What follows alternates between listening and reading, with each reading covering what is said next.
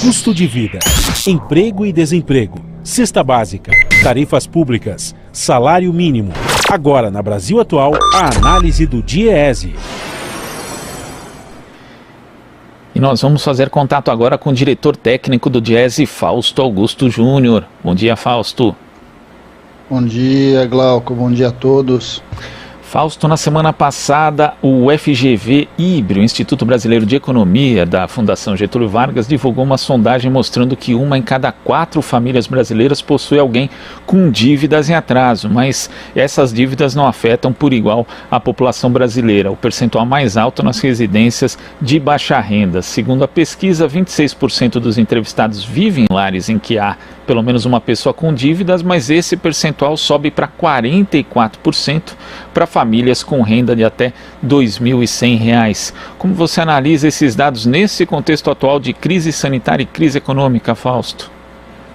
Glauco, a questão do endividamento das famílias e das empresas é talvez um dos grandes problemas agora desse ano de 2021.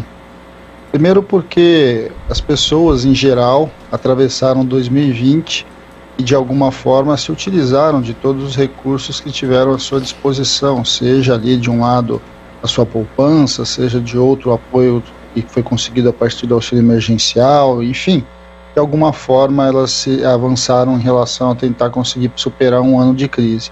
Quando a gente vai avançando para um segundo ano de crise, o que acontece é que inevitavelmente esses mecanismos já são bastante difíceis, né? Temos aí um auxílio emergencial que começou a ser pago um valor muito, muito abaixo para um conjunto muito melhor de pessoas.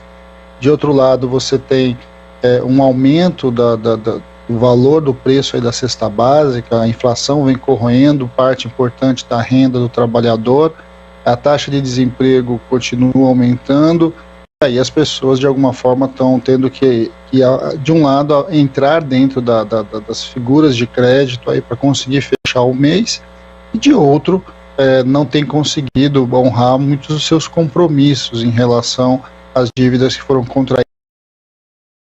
Quando a gente soma tudo isso, a gente tem aí um grande problema a ser equacionado.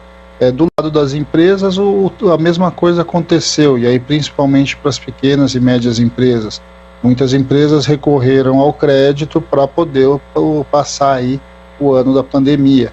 E agora, vamos lembrar que com muito pouco apoio do Estado pós a virada do ano, a gente tem aí as empresas que contraíram as suas dívidas ao longo da pandemia com muita dificuldade para honrar seus compromissos. A gente ainda não está vendo uma explosão da inadimplência, porque a inadimplência é medida normalmente a partir do pagamento da sua dívida, mas a gente já está vendo o crescimento de uma inadimplência menor, aí, de uma inadimplência que está ali nos primeiros meses aí, sem efetivar o pagamento. Então a gente está assistindo de um lado um aumento do endividamento das pessoas, das empresas, e de outro lado começa a crescer a curva da inadimplência. Bem, e esse é um cenário absolutamente esperado em relação a uma economia que não cresce, a uma pandemia que não é controlada e os apoios do Estado cada vez menores e em alguns casos nenhum. Eu acho que esse é um dado que está colocado para nós como um enorme desafio, uma questão importante a ser equacionada. A gente lembra que essa foi uma discussão que nós fizemos no ano passado em relação a como deveria se pensar o tratamento das dívidas, quer dizer, as dívidas precisam ser ampliadas do ponto de vista do seu tempo de pagamento, elas precisam ter espaço de renegociação, para isso você precisa ter apoio do Estado. Em alguns países a gente tem visto inclusive o perdão de dívidas em relação à vinculação com a pandemia, ou seja, a gente precisa pensar uma reestruturação disso, porque isso no longo prazo, aí, nem no longo prazo, ali um pouco depois no final da pandemia, se tudo correr como a gente gostaria, isso certamente será um entrave para o nosso crescimento econômico. Vamos lembrar também, Glauco, que a taxa de juros começou a subir.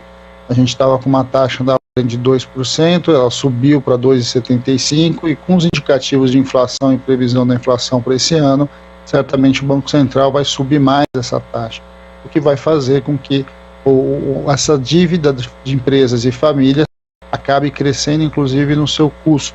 E isso vai ser um grande problema. Vamos lembrar que de alguma forma a taxa de juros estava bem aquém e agora a gente começa um processo de alta que vai carregar a dívida pública, mas a dívida das famílias e a dívida das empresas. E no Brasil a gente vive sempre o dilema, né? A maior parte dessas dívidas estão vinculadas a cartão de crédito e cheque especial, e aí a gente tem aí um absurdo do imposto pago, da taxa de juros paga para os bancos em relação a esses dois mecanismos. E tem essa questão da natureza da dívida, né, Fausto? Porque às vezes quando a gente analisa os números frios, pode ver, por exemplo, que existem períodos da economia em que a economia estava melhor, que acabava aumentando também a taxa de endividamento das famílias ou mesmo de inadimplência, mas era por conta de um aumento de consumo no caso das pessoas físicas e aumento de investimentos no caso das pessoas jurídicas. Mas o que acontece hoje é justamente o que você ressaltou, as pessoas estão se endividando para poder sobreviver, para pagar as despesas do dia a dia, o mesmo acontecendo com as empresas. Isso acaba também atravancando qualquer possibilidade de retomada da economia, porque as pessoas não conseguem projetar ali na frente, Fausto. Sem dúvida, Glauco. Tem um tipo de endividamento, ou a gente chama de crédito, né? O crédito é bastante importante para você econômico. O crédito, e aí é óbvio, né, do ponto de vista das empresas, uma parte da utilização do crédito se transforma em investimento. Nós estamos falando aí em máquinas que são compradas, nós estamos falando em novas aquisições, aberturas de negócio, que geram mais empregos. A mesma coisa acontece com relação às famílias. Quando você entra no endividamento de uma casa própria, de um bem de alto valor agregado, você está falando aí de algo que vai impulsionar não só o consumo, mas também a produção, salários, etc. Quando a gente tem um endividamento, como a gente está tendo agora, em que você tem, primeiro que em média 30% da renda das famílias, que já é uma renda diminuída, que ao longo desse ano todo, ela já é consumida com pagamento de dívidas anteriores, e aí os anteriores agora é o anteriores do ano passado, né, já um ano muito difícil, e ela vai se utilizando desses mecanismos para fechar suas contas do mês. A gente tem o oposto disso. Na verdade, as pessoas estão ali com muita dificuldade para atravessar o mês, com a renda que tem. Vamos lembrar que uma parcela bastante grande da população tem renda quase próxima a zero. Nós estamos falando aí dos mais de 14 milhões de desempregados, mais de 10 milhões de pessoas que saíram do mercado de trabalho além desses 14 milhões. Quer dizer, esse grupo é um grupo com bastante dificuldade. Mas os assalariados, aqueles que mantiveram seus empregos, estão também com uma renda que encolheu. Encolheu porque, de um lado, algum membro da sua família, seu núcleo familiar perdeu o emprego, deixou de trabalhar, e de outro, porque a relação entre o seu salário, o poder de compra do seu salário e o preço das mercadorias, o preço dos produtos, cresceu bastante. O seu salário caiu, o seu salário de fato ou permaneceu, às vezes até caiu de rendimento.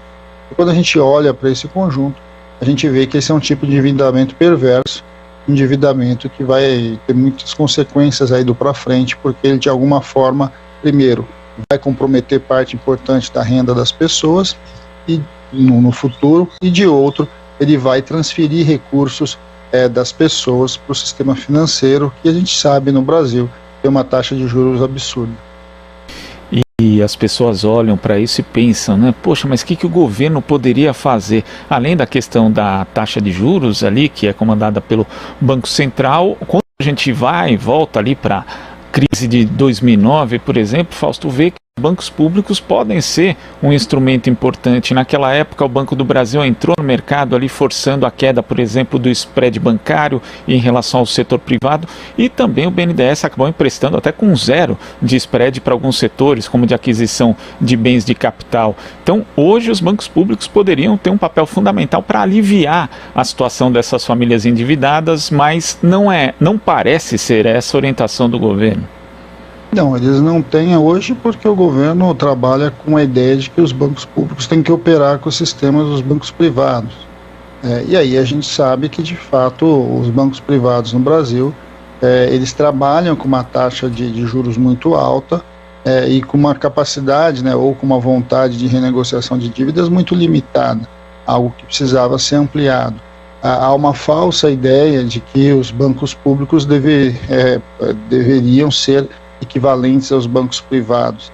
Ao contrário, né, nesses momentos são que a gente vê de fato a importância dos bancos estatais que de alguma forma conseguem, e até por a sua origem, ter um olhar para o mercado bastante diferente. Vamos olhar aí o que significa para a agricultura familiar o papel do Banco do Brasil. A mesma coisa acontece com a Caixa Econômica Federal em toda a sua rede aí, de crédito, principalmente habitacional. A gente tem espaços e ferramentas bastante importantes para construir algo diferente, mas é claro, o atual governo não tem muito interesse nesse tipo de ação, muito pelo contrário. Na verdade, esses bancos hoje estão em movimentos muito acelerados aí de processos de privatização indireta, né, seja por venda de ativos, abertura de mercado, e que de alguma forma vai se equivalendo aos bancos privados. Então, assim, o grande dilema do Brasil hoje é que de alguma forma nós estamos ultrapassando, né, chegando perto de 400 mil mortes da pandemia.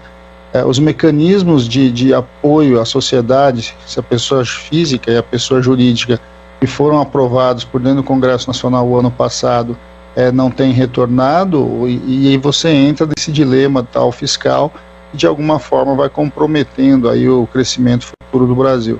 A dificuldade para a gente pensar na saída da pandemia e na saída da crise gerada aí nesse processo, de alguma forma vai ficando cada vez mais difícil, porque você vai perdendo uma série de elementos ao longo desse processo que se estende muito além do que se esperava o ano passado, e por culpa certamente de um governo que foi negando o que era a pandemia e as suas consequências, e de alguma forma isso vai comprometendo. Lembrando que quanto mais o endividamento vai acontecendo por conta desse cenário, a gente vai vendo que a capacidade depois da renegociação, a capacidade de equalização da renda, a capacidade de equalização do investimento das empresas vai se deteriorando, ou seja, a gente não vai comprometendo só o atual momento, que é muito difícil, mas a gente vai comprometendo a saída da própria crise. Metendo o próprio futuro, né? Fausto, muito obrigado pela sua participação aqui no Jornal Brasil Atual. Um bom início de semana e até a próxima. Boa semana a todos, Glauco. Até a próxima. Conversamos aqui com o diretor técnico do Diese, Fausto Augusto Júnior.